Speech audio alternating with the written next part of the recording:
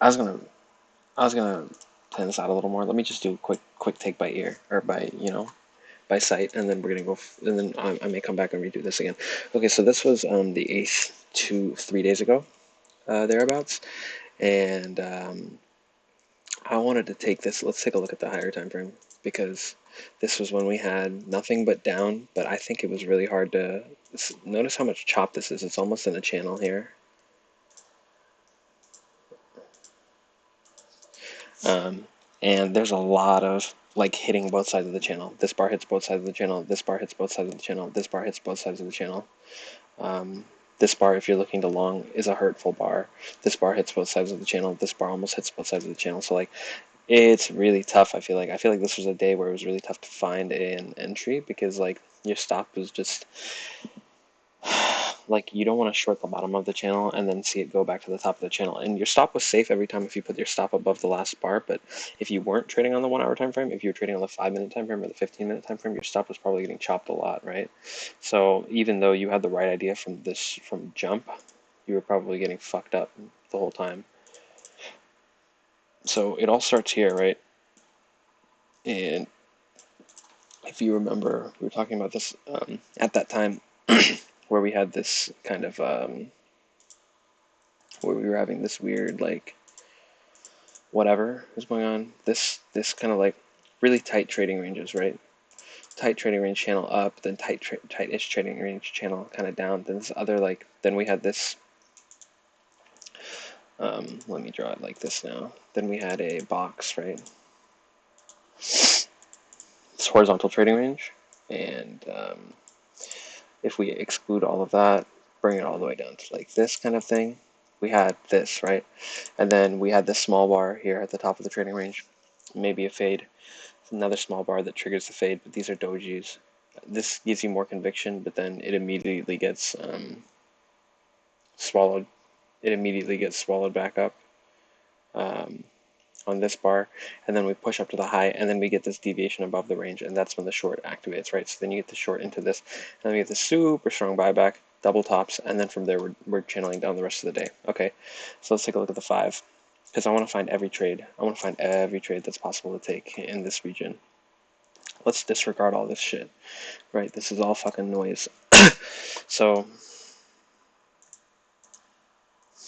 we're just going to be looking between these two levels, between these two. This is 6 a.m. right before the big pump, and then this is daily close.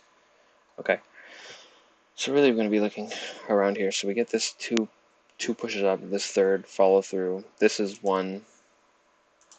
This is your first bar. I mean, if you shorted this bar, you felt good the rest of the day with the stop above that, right? If you don't short that bar, which you probably don't short that bar, right? You can start here,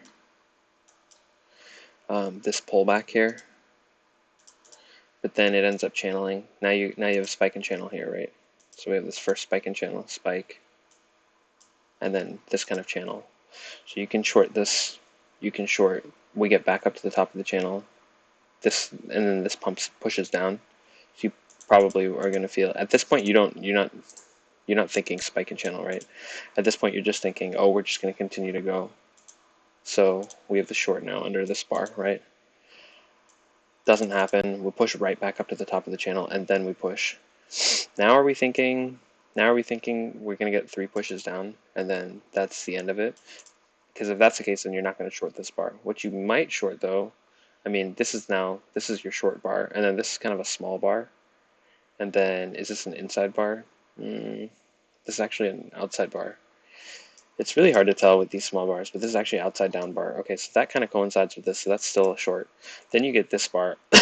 If this bar runs back above this level, then we probably are going to take a shot at this 750 level. But this is a good strong bar, really strong bar closing on the low, and then decent follow through here, and then another small inside bar. So here's another place you can short. Because now this is your pullback off of the breakout. We broke out of here. If you took this short here, good. That's a good short, right? It's kind of a weird feeling because your stop is going to be right here. It's a really tight stop because, like I said, if it runs it back, we're probably going to take the high of the channel. So you're keeping the tight stop there. pushes through, pushes through. Now we have now we have this bar. This is a good short because now we have 1, 2, 3, 4, 5, 6, 7 consecutive bear bars breaking out of a consolidation region following this trigger. And this closed exactly on the low. A lot of bearish pressure on the close of this bar, so that's good. And then this one immediately breaks below. Yet another, like, this is maybe the strongest bar we've seen yet because it's expansive and there's no tail on the top, there's no tail on the bottom, and so this bar is like just very. This bar becomes obvious, right? Because when you have this, and like this is the other thing, small bar, small bar, small bar, small bar, expansive bar.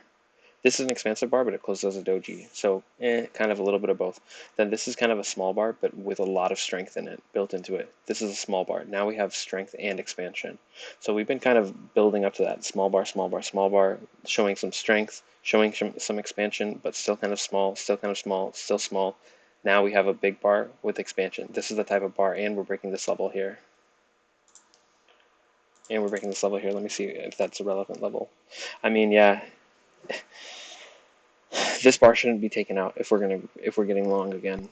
If we're getting long again, this is like the level, right? That this should not be getting taken out. And if this is going to get taken out and you want to be generous, a little bit generous, this should not be getting taken out at this level, right? And then certainly this level shouldn't be getting taken out. But if this level gets taken out and this level gets taken out, like this level is certainly not safe. And if this level is not safe, then this level is certainly not safe, right? So this bar coincides as well with this level being taken out. So this is a great short following this bar, right? I'm putting the arrow on the bars that you would short, and then at the close of, you're shorting the close of this bar, the open of this bar. And this is a really strong bar, right? This is the strongest bar we've seen since here and here. Really strong bar. This type of expansion, you expect another bar of expansion. I want to say Al Brooks would say once you see this you have to short it, but I think this is a tough one to short. This is a big inside bar, right? Breaks below again, more selling pressure, but then this gets bought back up. So again, minor channel here. Breaks back up, doesn't take this high. This is your inside bar high. You're not shorting this because this is not a good short, because it's a green bar. Maybe you're shorting this, but I don't know. Now you're shorting after this show of strength, which isn't the big show of strength, but like this is the type of thing that maybe you're going to need some time to wear it off, right? So we get this sideways range then, one pump up here, a second leg up here, kind of in a channel, and a small weak channel, 4 bars, right? 1, 2, 3, 4, 2 down, but also 2 up here to the high. Now you're at the top of the trading range. Doesn't make sense so much to buy. You get this bar, which is outside down. Yes, just barely outside down. And then this follow through bar here. I don't know. I don't know if I would short. I don't know if I would short this, but if you're in the short, you're feeling good about this. Like if you're still in your short, then you feel good about this. But this is a reasonably strong bar. It's just that now you're kind of shorting the bottom of the trading range, which you don't know necessarily if it's going to give way yet. But if you do, you can take that and then put your stop kind of like right here, something like that. And then you end up getting one more bar down. This is the final flag, right? And you can kind of tell because we've had very strong. Any type of little flag has been something that is not even perceivable in this time frame. You have to watch it on the 1 minute time frame or the 2 minute time frame or something like that. And everything else has been just strong. This is the first time we've had an extended period of consolidation. So this is, and it's all horizontal, and it's kind of tight. The range is reasonably tight, right? So this is potentially the final flag. Really strong, and this is the most voluminous candle as well. Takes out this low here. And once we take out this low, the thing is done, right? Like, excuse me. This ends up being the bottom of that range. This is the day's low. This is the low of the day, and also the low of the major range too. So it doesn't really make sense to continue being. This is another reason why maybe you don't take this short, because you don't really want to look for the shorts down at the bottom of this range. But you get this really strong candle, which is about 1%. So if you took it and you close out, that's good, but probably you don't, maybe you don't close out. This is a really good bar for bulls. It's not super strong, but it's decent. It's enough here.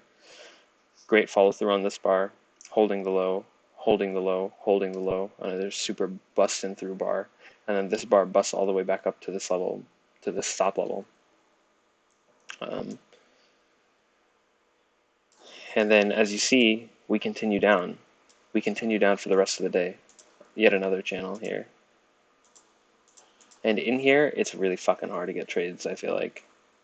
This is almost like your spike and then channel here, but like this is an area where trades were easier to come by. Here now, it's a lot tougher to get trades, especially because of this bar here. When you see this bar here, you're like thinking, oh god, what's gonna come next, you know? Now my stops, anytime you take any short that you take, your major stop is probably has to be up here. You feel, you know? This is always a level that could potentially get run. So we have this push up here. This is not a tradable short. We end up getting this. This is not really a tradable short because you're possibly waiting for a bounce back to push us back up to here. We're kind of waiting and hoping that maybe we're going to get some sort of one sec.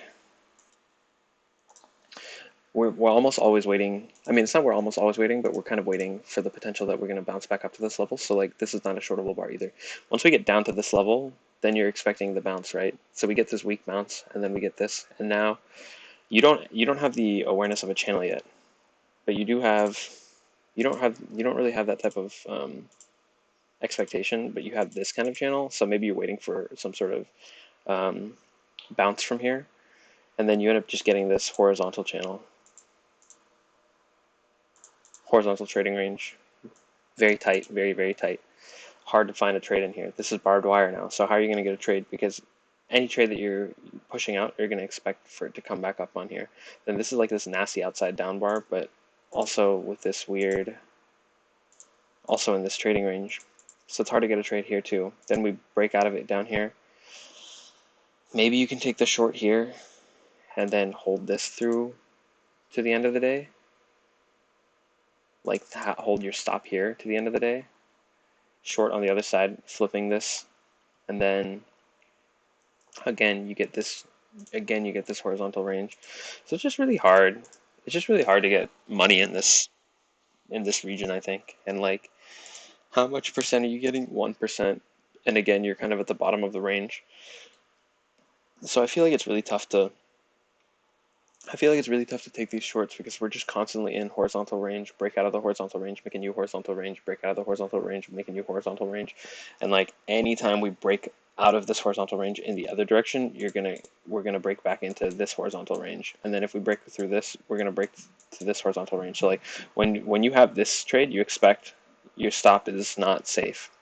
When you have this trade, you expect your stop is not safe. Like at all times, your stop is not feeling safe, and you don't really have any good entries either. That's the other thing, is you don't really have any good entries.